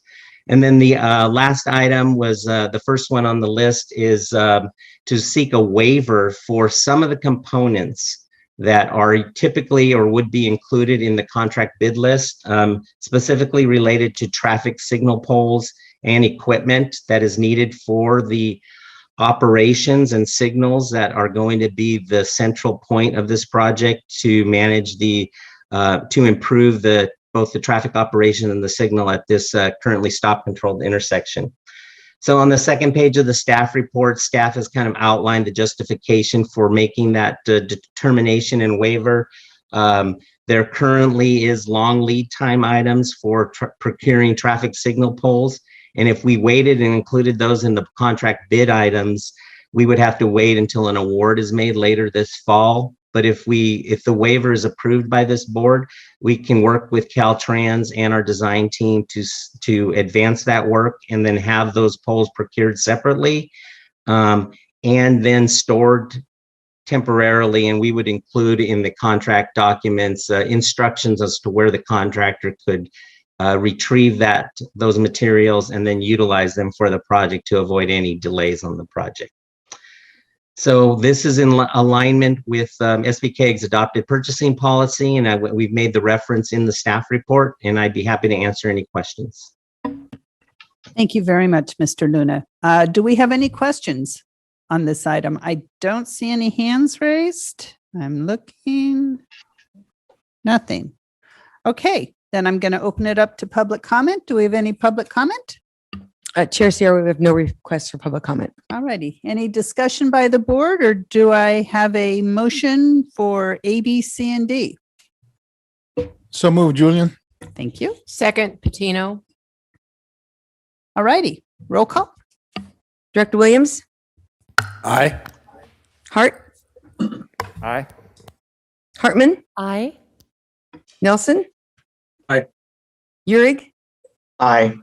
Julian? Aye. Osborne? Aye. Patino? Aye. Perotti? Aye. Clark? Aye.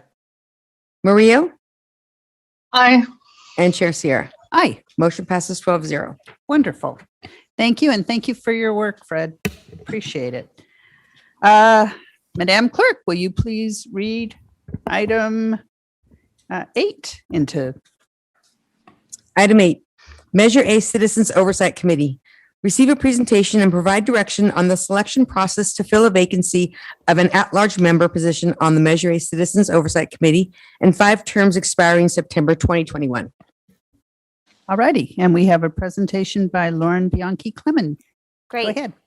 Thank you, Chair Sierra and fellow directors. The item before you is to seek your direction, as Terry mentioned, to proceed with a process to fill a vacant at-large member position. Add the reappointment of Jeffrey Slaff, who is an at-large member, to the consent agenda for the July Board of Directors meeting, and consider the terms expiring for the North and South County member seats. So the Measure A Citizens Oversight Committee serves as an advisory capacity to the SBCAG Board of Directors. The Measure A ordinance requires the appointment of an 11-member committee by the SBCAG Board of Directors.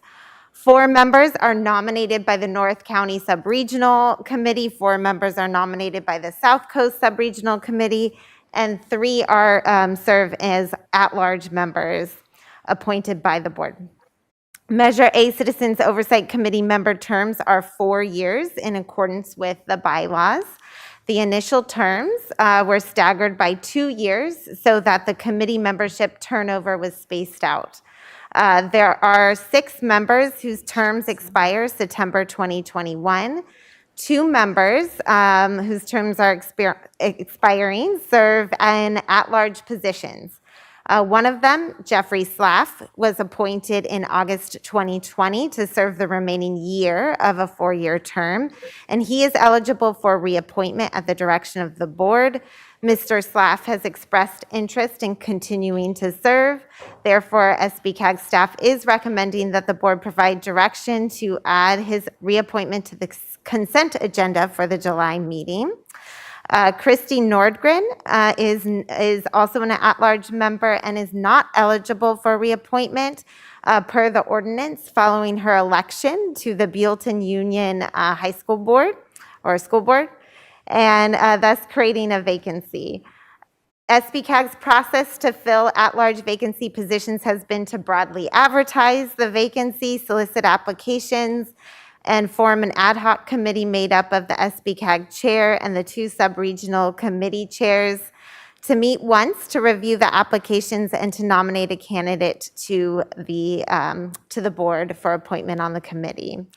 A similar process has been employed for vacancies on the North and South County members of the committee. So should the board elect to continue with the process to fill the at-large vacancy, we are recommending that we assess the interest of reappointment of the North and South County members whose terms are expiring prior to beginning a county-wide recruitment to ensure that there's a large enough pool of eligible applicants for all potential vacancies. And following the assessment, we will provide an update at the North and South County subregionals next month in July. And so before I conclude, I would like to express our tremendous appreciation for all our committee members. Their service is voluntary, requires the personal time and commitment of all of them, and their partnership with our agency to serve as community ambassadors is invaluable. So with that, I would like to, get direction from the board. All righty. Thank you very much, Lauren. Do we have any questions of staff? I don't see any hands up. Okay, any public comment? Chair Sierra, we have no public comment. Okay, then I'm closing public comment and bringing it back for board discussion. So the recommendation is to bring back for consent calendar Jeff's appointment. That's one of them. And to open up the appointment for the other seat. Correct. In recruitment. I would move that we direct that. Great. Second? So the motion was to what? I'm sorry, I didn't hear it up here. To bring back Jeff Slaff's reappointment at the next agenda and to open up the recruitment for the open seat. Following the assessment of North and South. That's right. Yeah, great. Yeah, I noticed that we've got at the 3 at-large members, 2 are South County, and Christy Nordgren was the only North County. So we'll open it up to everybody, but that should be considered. Huh? Director Nelson, please. Yeah, just seeing that we have additional terms expiring on North and South, and so I assume that those will be coming back as well. Yeah, so the process for that right now is we'll be conducting an assessment. We have a number of those members who have expressed interest in being reappointed. So that will be going to the North and South County subregionals next month because the ordinance is very specific for the North County members, and the South County members have to go through that nomination process there. So we won't start this broad county-wide recruitment effort until we have that done through the subregionals, if that makes sense. Perfect, thank you. Terrific. Okay, so we've had a motion and a second. Terry? Director Williams? Aye. Hart? Aye. Hartman? Aye. Nelson? Aye. Eurig? Aye. Julian? Aye. Osborne? Aye. Patino? Aye. Perotti? Aye. Clark? Aye. Mario? Aye. And Chair Sierra. Aye. Motion passes 12-0. Thank you very much. Oh, now we come to my favorite part, my 1-minute reports. Who's going to raise their hand and tell us something exciting about their community? Come on. I'm looking. Nobody? Nobody has a 1-minute report? Chair Sierra. Charlie. Director Perotti. Director Perotti, and then we'll have Director Urig. Thank you very much. Please Okay. tell us. Thank you. Well, I am going to be brief and respect our time here. I just want to say that we just finished our 2-year budget after 7 months of working on it. We had so many workshops from every department, and it really did help us make our decision. So the budget is done for 2 years. And we just had an Energy and Green Issues Committee recently where Kent Epperson came in and made a presentation on Cyclemania. And we had a pop-up demo of electric bikes. We hosted that at City Hall, and it was quite successful. Also, we just finished putting together a community bike survey, which will go out to the public. It's something that we've been very interested in for a very long time is bike share. So that's the end of my report. Thank you. Thank you very much. Director Urig? Thank you, Chair Sierra. Right off some of the most exciting things is that we're going to be able to start having some special events. I think in most every city here is looking forward to having some of those. We had some recruitment for a city clerk position, which we had some obviously terminations back a little over a year ago. We're looking to fill, and one of them key for us in our city was a city clerk. So that position was let out, and they're in the process of going through some of the people that applied for that position, and we'll hopefully have someone shortly. We also reached out to some of the people that had been terminated from recreation and maintenance, and were able to get 2 of the 3 positions back from previous employees. And so we're excited about that. This Friday will be our first Movies in the Park in Solvang Park, beginning at 7:30. I will be there along with our Jenny from our recreation department, showing the crudes. So if anybody's out and about up in Solvang Way, it'll be a great time. We also have popcorn and hot chocolate for everyone. And next Wednesday, we will be starting our Music in the Park, and that will be going through the summer. It's from 5 to 8 every Wednesday night in conjunction with our farmers market on at Solvang Park, right there in the gazebo. And I'm blessed to be able to be the first band to get to play with a couple of different bands. I've been in a number of them, so I have 2 different bands that will be opening up, and that should be fun.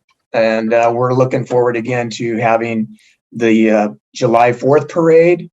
My understanding, we're also going to be holding that. It'll be a little bit modified version, but other than that, July 4th, it should be 11 p.m. downtown Solvang.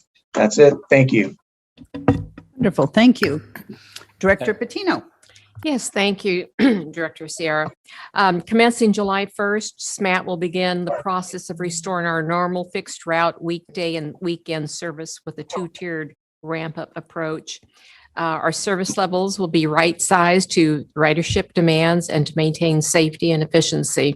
And so we haven't been collecting at the fare box at this time. So that will resume July 1.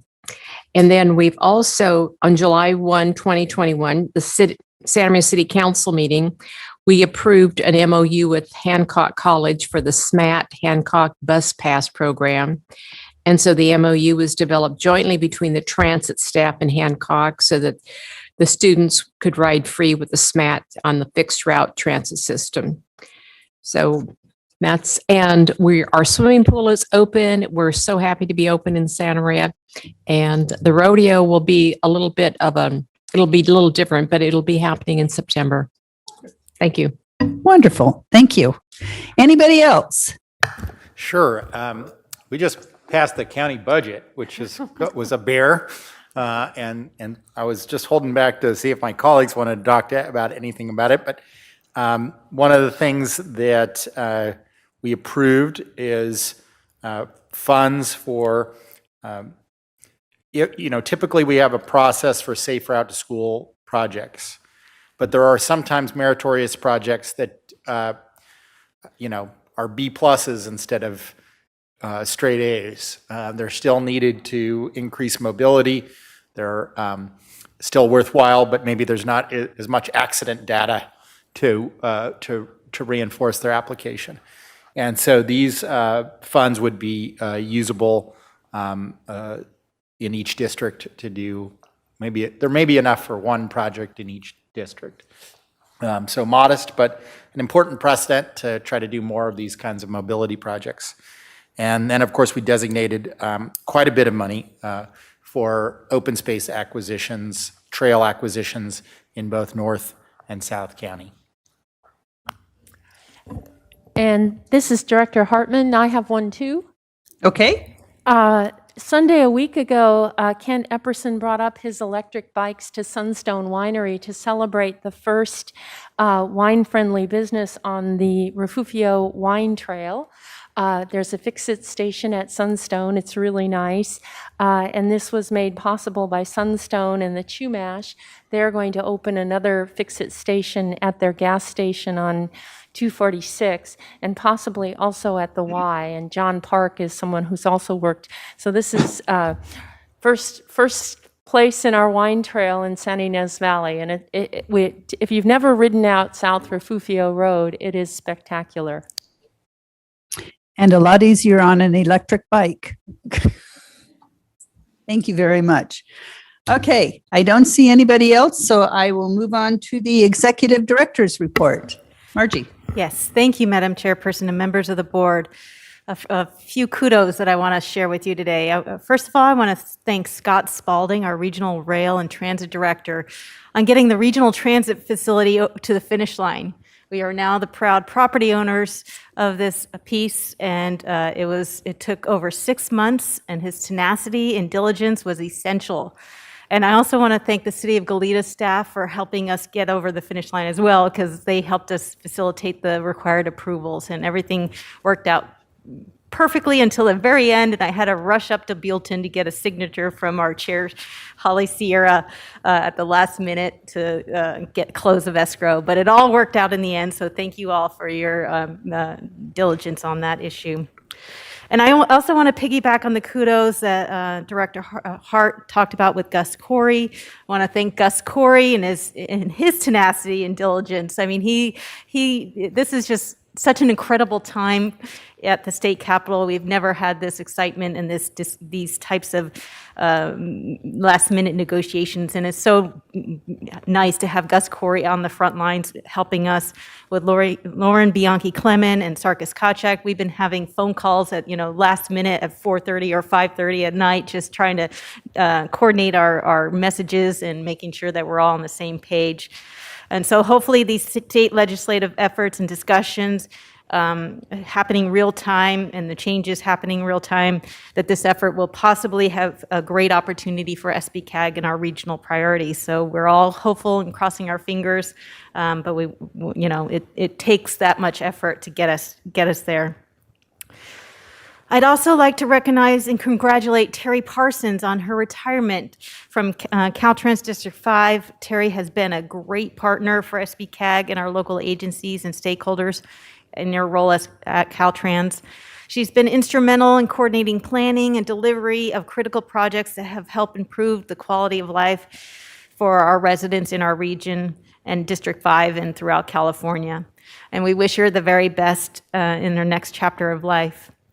And then on another little sad note, Dylan Tonningson has submitted his resignation to SBCAG. He has a new job in the Bay Area, which is where his family is from. So he'll be leaving SBCAG at the beginning of July. We are very sad to see him go. He's been with SBCAG over 2 years and has been a great member of our team. But we wish him best of luck in his future endeavors, and we hope to see his career soar from here. So with that, that's my report, and thank you very much. Thanmay you very much. Moving on to Caltrans, your last report. Director Hartman had a follow-up with, may I go forward? Okay, certainly. Yes, yes. This is with the director's report. A number of SBCAG directors, including Director Nelson, are working on improving broadband access and addressing the digital divide. We spoke about it briefly at an earlier meeting. Both the state and federal governments have identified this as a huge priority. And yesterday, Congressman Carvajal's staff told us that, and Director Kern, that there's a database they provided of over 80 federal funding programs that could be used for broadband purposes. We have a number of organizations working in the county, some of them collaboratively, some sort of on their own. But I would like to propose that given the timely opportunity about these grants, that we would, as a board, ask Director Kern to have SBCAG convene a public forum where we can invite various subject matter experts, some of the organizations that have been working in this space, so that we can identify what we have, what the gaps and opportunities are, and that would then maximize our opportunity to seek some funding and really address the digital divide. So I think she would need some direction from our board to do this as a public forum, but that all the directors would attend, I hope, because it really is cross-jurisdictional. It is the kind of infrastructure that at some point it may be appropriate for SBCAG to pursue. Chair Sierra, this is Director Perotti. I don't know. Director Perotti. I don't know if Go you ahead. need a second on that, but I definitely would support that idea. It's not an agenda item, so we can't vote on it, but. Can we give general direction? Or We can. I think that it's something that the directors would like to see. So perhaps at another meeting. Director Nelson, your hand is up. Let's ask Rachel. Yeah, thank you, Chair Sierra, and thank you, Director Hartman. I just wanted to add my encouragement of SBCAG. It makes so much sense. You know, SBCAG has been a convener of many regional projects lately. Obviously, what we've been doing with transportation has been a big deal. We've seen the nexus with SBCAG staff and convening with the census. We're seeing what they're doing with some of the trail work countywide. And it makes a whole lot of sense with broadband is, you know, broadband, as we talked about with the 2050 plan that we're looking at, you know, that's going to be an important part of allowing telecommuting and maybe solving some of our transportation issues. And so making sure that high-speed broadband is available to all of our communities. It's also going to be important for education, as some of our constituents aren't able to travel or afford to go to colleges and other places. Online education continues to be an affordable option for a lot of our local citizens here. And I really wanted to see this continue to move forward. And I like just to add my voice of encouragement for something in the future. And again, thank you, Director Hartman, for bringing it up. Thank you. Susan McKenzie, how do we go about handling this? Madam Chair, this is Rachel Van Mullum. I already have my mic on, so I'll go ahead and go this time. Okay, thank you. So since it's not an agenda item, I'd recommend that the board not take any action. You have a couple of choices. You could direct Director Kern to come back at a future meeting and have a discussion and take a vote. Another option would be Director Kern has authority on her own to go ahead and do open forums. So I think it's just really up to the board. Do you want to have a discussion about that at the next meeting? And if so, I would just direct Director Kern to add it to the July agenda. I think that would be best. Director Kern, could you add that to a agenda coming up in the very soon future? Yes, we can. Thank you. Thank you. And thank you, Director Hartman, for bringing up this subject. Okay, moving on to Terry Person's last Caltrans report for us. Thank you. I just want to confirm with Terry that she can hear me. Yes, I can hear you. Okay, great. Thank you. Yes, thank you, Chair Sierra and directors. And as Margie mentioned, today is my last board meeting and I will be retiring as of June 30th. I'm joining my husband who retired last June. So I'm getting on board with that plan. And I'd also like to thank all the staff at SBCAG and the directors, and especially all the local agency staff that I've worked with over the past few years. Everyone is so dedicated to what they do, and we really have accomplished a lot.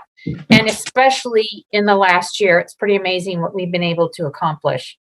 So on that note, I know we have a lot going on right now. So I have a few statewide things I wanted to touch base on, and about 6 items that are local. I'm going to go through those as quickly as possible.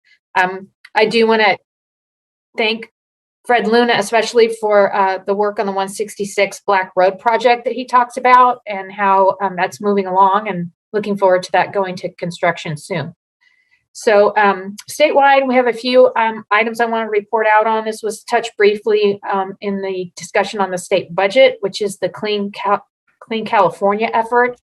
And this is a $1.5 billion proposal to address litter and community engagement throughout the road system in California. So this is both the state highway system, and also a third of that funding is going to be supporting cities and counties, tribal communities, and also transit agencies to help clean up local streets and public spaces. So we'll have more details on that after the budget is approved.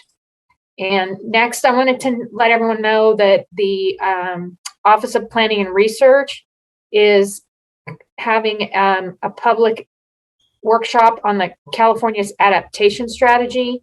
And this is looking at the potential impacts of climate change, including wildfire and heat, drought, flooding, as well as sea level rise. The final in a series of virtual workshops is actually focused on the Central Coast. That's going to be taking place from 4 to 6 p.m. on Monday, June 28th. And people can register online at the Office of Planning and Research website, opr.ca.gov. And last statewide thing I wanted to mention is the sustainable planning grants are supposed to be announced next week, which grants are being awarded. So you'll hopefully we'll hear about that in the next week. As far as focusing in on Santa Barbara County, there's a number of projects going on. We have in construction in our district, our 5-county district, we have over $400 million in projects that are in construction right now. So it's been a very busy year, both with construction and new projects that have been moving forward. And it's pretty amazing with all the local agencies and regional agencies, what we've been able to accomplish to move all those projects along.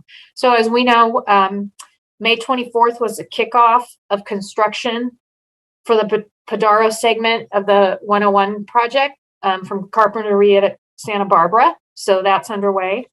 And I have very good news for Buellton. Buellton will be glad to hear that overnight closures of 101 through Buellton are going to end this week. So no more detours onto the local roads. We've had some concerns from the residents about noise and traffic resulting from that. So that will come to an end with that phase of the project, but the work on the roadway will continue. Thank you. You're welcome. For the Alamo Pintado pedestrian bridge in Los Olivos, we're in the design phase on that project.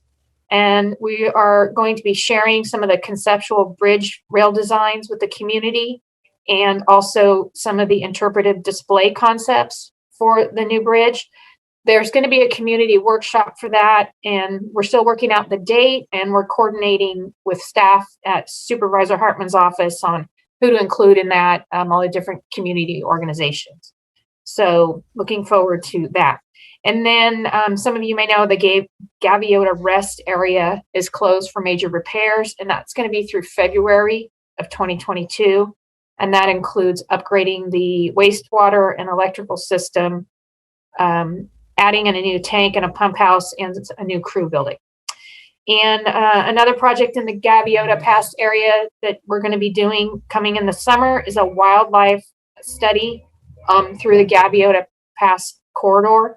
And the scope is still being developed, but the goal is to identify some potential enhancements to provide safe passage of wildlife through the corridor. And in fact, recently there have been a few animals have been hit along that corridor. So some of you may be aware of that. And finally, the last project I'm going to report out on is a pavement project that's underway right now, and that's between Vandenberg and Guadalupe. And this is pavement repairs and resurfacing, and also installation of rumble strips and some lighting at Black Road.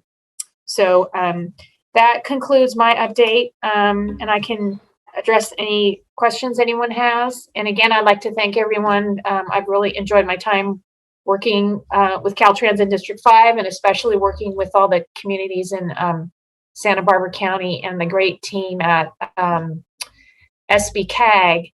And because there's a lot of stuff we really worked together hard on, especially all of our funding efforts in the last couple of years to move projects along, and so many new opportunities around funding that we really had to step up and work and really collaborate together on to get that funding so we can move forward with so many critical projects in our communities. Thank you. Thank you. Thank you very much. Director Patino? Yes, I have a question, and I hope you can answer this. It's you said the Gaviota rest area was closed. There was a letter to the editor in the Santa Maria Times, and it's very, very brief. It says, until recently, plotting a trip to our favorite coast community, Morro Bay from Lemoore, started with a last-minute at-home bathroom stop. Now we plan to hold our water until the Caltrans rest area, clearly marked on SR State Route 41, and about halfway between Shalam and Shandon, when the state sign promising relief for aching bladders will appear. Then come the hooray cries from those who know Morro Bay without a rest area is no closer than the other side of the moon. They know in plotting that route to prepare for a drier, longer trip. Finally, the rest area ahead sign appears, and with those with a greater need and sharp, sadly, moan, oh no, the area is closed. And I went up to Red Bluff last month, and I can't remember where else, and all these rest areas are closed. And even earlier than that, a lot of times when you're traveling, and especially with the COVID, there was no place for people to use any of these facilities. And so I've noticed it before. It seems like they're all done at one time, leaving nothing there. And my question is why? So it sounds like we just need two things: better coordination with rest areas that we're closing along an extensive corridor. And then it seems like earlier signage that the rest areas are closed. So if there's a gas station or another facility where people could stop, they would need that. I don't have a specific answer as to why we're doing so many of them at the same time. I'm just kind of familiar with the ones that are in our district. I do know in other parts of the state, I've also noticed that there are a number of the rest areas that are under construction. So whoever the guy is in that little cubicle that decides all these rest areas are going to be closed at the same time for whatever reason, they need to probably coordinate those. Thank you. And okay. Terry, congratulations on your retirement. Thank you very much. Yeah. We'll have to get our rest area and our maintenance people all together and figure out who gets to close which ones when. Thank you. Whether we need some porta potties coming in there. Okay, thank you. Other questions? Chair Sierra, I see you're talking, but I didn't hear you. Thank you very much. I do not see any other hands waved or anything. I think we all wish you a very, very happy retirement. And thank you very much for your report. Thank you. Item 12 is communications, and there is no report. And at this point, I am adjourning our meeting. We'll see you all next Thursday, July 15th at 10 a.m. and have a nice month. Meeting's adjourned. Bye.